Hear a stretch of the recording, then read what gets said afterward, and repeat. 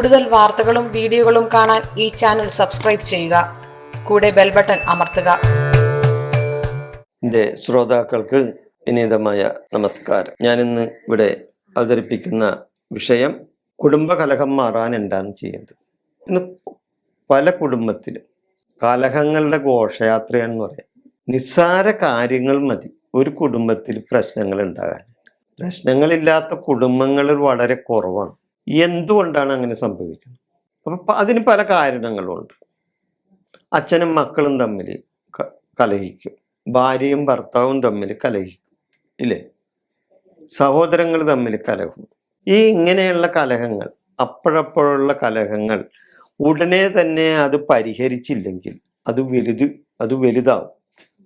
അതായത് സൂചി കൊണ്ടെടുക്കേണ്ട ഒരു കാര്യമാണെങ്കിൽ അത് തൂമ്പ കൊണ്ടെടുക്കേണ്ട പരുവത്തിൽ ഒരു വീട്ടിലെ കുടുംബ കലഹങ്ങൾ എത്തിച്ചേരും. അപ്പം അതിന് പല പരിഹാരങ്ങളാണ്. പിന്നെ അതിന് ചെയ്യാവുന്ന പരിഹാരങ്ങൾ കൂടുതലും ആ കുടുംബാംഗങ്ങളുടെ ഒരു വിട്ടുവീഴ്ച മനോഭാവം ഇല്ലാത്ത ആ കുടുംബാംഗങ്ങൾ തമ്മിൽ കുടുംബത്തിൽ പ്രശ്നങ്ങൾ ഏറിയേ വരുള്ളൂ. അപ്പം ഏറ്റവും ആദ്യം ചെയ്യേണ്ടത് അല്പം ആത്മനിയന്ത്രണവും അതോടൊപ്പം വിട്ടുവീഴ്ച മനോഭാവവും ഏത് പ്രശ്നത്തിലും കുടുംബാംഗങ്ങൾ എടുത്താൽ കുടുംബത്തിലെ കലഹങ്ങൾ ഒരു പരിധിവരെ നമ്മൾക്ക് മാറ്റിയെടുക്കാം.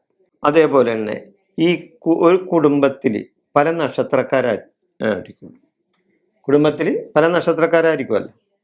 അപ്പൊ ഈ നക്ഷത്രങ്ങൾ തമ്മിൽ ഭേദമുള്ളവരുണ്ടാവും. ഭേദം എന്ന് പറഞ്ഞാൽ എൻ്റെ അർത്ഥം എന്നാണ്, തുളക്കൽ എന്നാണ് അർത്ഥം.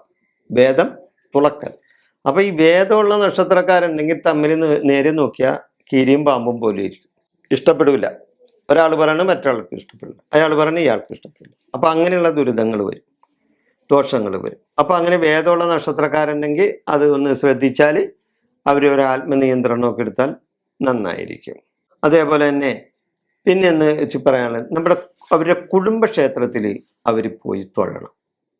അവരുടെ കുടുംബക്ഷേത്രത്തിൽ വഴിപാട് നടത്തുകയോ അല്ലെങ്കിൽ അവിടെ ചെല്ലാതെ ഇരിക്കുമ്പോൾ നിങ്ങളുടെ കുടുംബ ദുരിതങ്ങൾക്കൊരു പ്രശ്നമായിട്ട് മാറും. കുടുംബ ദുരിതങ്ങൾ അതുവഴി ഉണ്ടാകാം കുടുംബക്ഷേത്രത്തിൽ ചെല്ലാതെ ഇരുന്നാൽ. അപ്പോൾ അതിന് പരിഹാരം കുടുംബക്ഷേത്രത്തിൽ പോയി നിങ്ങൾ കുടുംബപരമായിട്ടുള്ള വഴിപാടുകൾ ചെയ്യണം. പിന്നെ അത് ഉണ്ട് കുടുംബനാഥയുടെ പക്കപ്പിറന്നാളിന്. ആ കുടുംബത്തിലെ ഒരു നാഥയുണ്ട്. ആ കുടുംബനാഥയുടെ പക്കപ്പിറന്നാളിന് ഗണപതിക്ക് ഐക്യമന്ത്ര അർച്ചനയോടെ ഗണപതി പൂജ നടത്തണം. കുടുംബനാഥയുടെ പക്കപ്പിറന്നാളിന് അതൊരു ചുരുങ്ങിയത് 3 പക്കപ്പിറന്നാളിനെങ്കിലും ചെയ്യണം. 3 പക്കപ്പിറന്നാളിന് കുടുംബനാഥയുടെ പേരിൽ ഐക്യമന്ത്ര അർച്ചനയോടെ ഗണപതിക്ക് ഹോമം നടത്തണം അല്ലെങ്കിൽ പൂജ നടത്തണം. അങ്ങനെ ചെയ്താൽ ആ കുടുംബത്തിലെ ദുരിതങ്ങൾക്കൊരു പരിഹാരമാവും.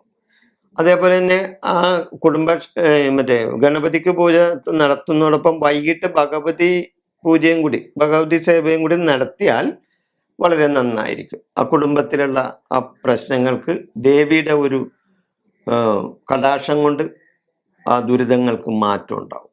അപ്പം ഗണപതി പൂജയും, അതായത് ഐക്യമന്ത്ര അർച്ചനയോടെ ഗണപതി പൂജയും ഭഗവതി സേവയും നടത്തണം.